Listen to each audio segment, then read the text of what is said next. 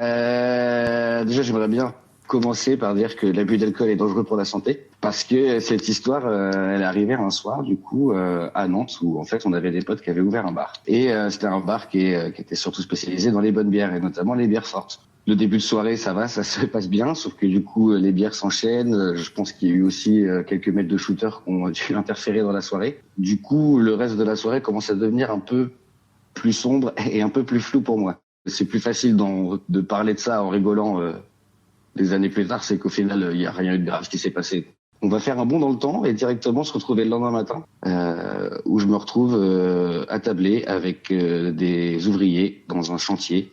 Et du coup, je comprends pas trop ce que je fais là. Du coup, ils me demandent si je suis un ouvrier qui bosse sur le chantier, ce qui n'est pas du tout le cas. Je comprends pas trop ce qui se passe. Je me retrouve à me faire accompagner pour sortir à côté de l'ancien palais de justice. Dehors, à 7h30 du matin, il pleuvait, j'avais pas de chaussures, j'avais pas de manteau, j'avais pas de ceinture, et j'avais mon téléphone en revanche. Du coup, j'appelle un des potes avec qui j'étais la veille, il me dit « Bah attends, moi je vais au boulot, je te rejoins sur la route, je suis en scooter ». Au final, il me retrouve à la place Verne.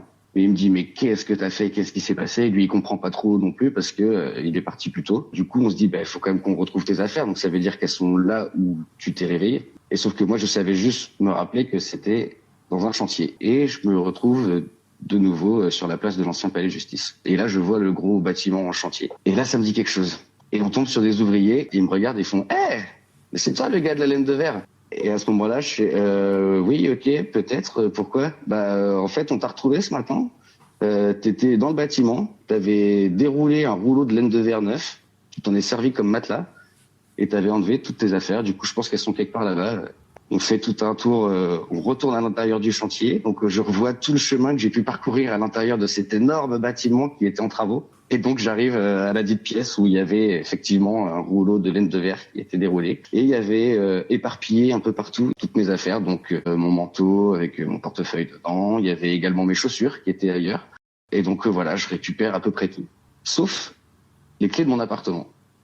Ce qui me fait dire que, ayant été un peu, on va dire, embrumé en sortant du bar, peut-être que j'ai perdu mes clés. Plutôt que d'appeler des potes qui m'auraient probablement aidé, je suis rentré dans ce fameux chantier et j'ai décidé de dormir là comme si j'étais chez moi, en fait. En parlant de cette histoire à mes amis, ils ont tellement trouvé ça incroyable que eux ont commencé à en parler autour d'eux. Sauf qu'au bout d'un moment, je me suis rendu compte que quand je rencontrais des nouvelles personnes, on me disait « Ah, mais c'est toi le gars du chantier !»